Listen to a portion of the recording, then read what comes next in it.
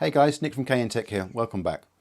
So what we're going to be doing in this video is we're going to be doing a little experiment to see how far down the video card line you have to go before you get to a point where the gameplay is not actually that usable.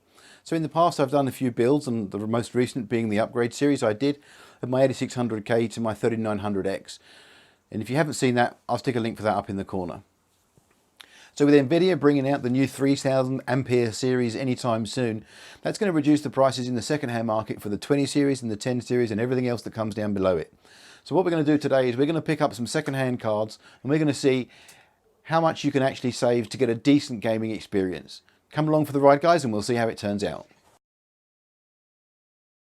So what we're going to try and get to here is we're going to try and do 1080p gaming at more than 60 frames per second, because 60 frames per second is a reasonable gaming experience. I think we'll all agree that if we can get 60 frames, it's a pretty good game for us to play. So what I'm going to be using, so I've got a GTX 670. In fact, I've got a pair of them, so I might even give it a go running them in SLI and see if that makes a difference. I've also got a 770, a 970, and a 1060 and a 2060. Obviously we know which one's going to perform better, but we want to see how far down the range we can get and still have a reasonable gaming experience. So I'm going to be using Heaven Benchmark. I know it's a DirectX 11 benchmarking tool, but it's still a kind of good benchmarking tool to give you an impression, a good understanding of the way your GPU is actually performing. And I'm also going to be using Shadow of the Tomb Raider. That's because it actually has a demo built right into it, so I can actually set it to run the demo on each of the graphics cards, and it's going to give me a little report at the end of it to let me know exactly how it did. So let's get on with it and we'll see how things figure out. So for this I'm going to be using my new test bench, and if you haven't seen me making this test bench, I'll put a little link to that up in the top right hand corner. On the test bench I've got my old Intel 8600K. Everything you see has been put back to standard. So it's got a standard stock air cooler on it, and it's running 32 gig of 2133 RAM. No overclocks, no nothing, so everything is completely standard. So I'm going to go ahead and put the first GPU in. This is going to be the GTX 670, and we'll see how this performs. Okay, so the first test we're going to do is we're going to run Heaven Benchmark. I'm going to be running this on the preset of Extreme, and it's just not going to be set to run full screen. That way I can run Afterburner on the right hand side, so I can see exactly what's going on with the GPU. So let's run this, guys, and then I'll come back to you with the scores. So if you want to benchmark your system and you've also got Shadow of the Tomb Raider, click on the Options button and then click on the Display and Graphics, and you get presented with two tabs. The Display tabs, which basically tells you what resolution you're running it, whether it's full screen, and then you have the Graphics tab. This is where you have the presets, so you'll have high, medium, very high, etc. Here you can also set custom and you can define your own graphic settings. If you do run a benchmark, pop the results down in the comments section below.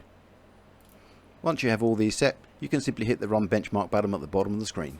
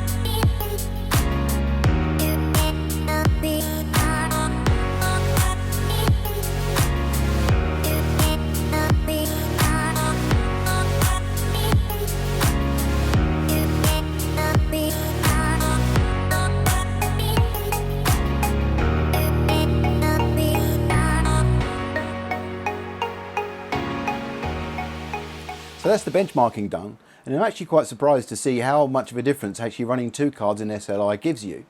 Let's have a quick look at the results real quick. Let's go through the Heaven Benchmark results first. And if you look on the screen, you can see the top left hand corner is the single 670, and in the top middle is the twin 670s. And it doesn't double it, but it almost gets close to double the frame rate. And you actually have to go up 2 generations to the 970, which is the bottom left hand side, to get 74 frames, which kind of matches what we got on the 670s in SLI. Obviously the 1060 gave us a better frame rate of 84.5, with the 2060 stomping the ground on 126.9. But it just goes to show you, if you've got a couple of old GPUs and you can run them in SLI, you are actually going to see a marked improvement on the next generation, and it's going to match maybe the generation after even. So obviously those results are only from Heaven Benchmark, and it doesn't give an accurate representation of what it's actually like to use these GPUs in game. So let's look at the Shadow of the Tomb Raider results real quick. So if you look in the top left hand corner, you'll see that the single 670 gave us an average FPS of 27, yet when we had two of them running in SLI, that went up to 32. Not a massive increase, but it is a marked increase nonetheless. And again, if you look at the bottom left hand corner, you can see the 970, so we're skipping a couple of generations here, and that had an average FPS of 52. Not exactly the same as the twin 670s in SLI, but the twins actually got pretty close.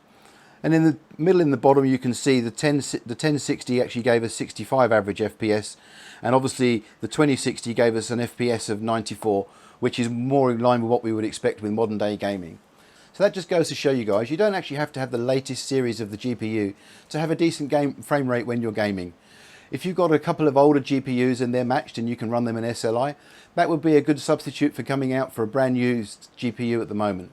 And like I said earlier in this video, Nvidia are going to be releasing their new series of GPUs very soon, which means the second-hand market is going to be flooded with people trying to upgrade and offload their older cards.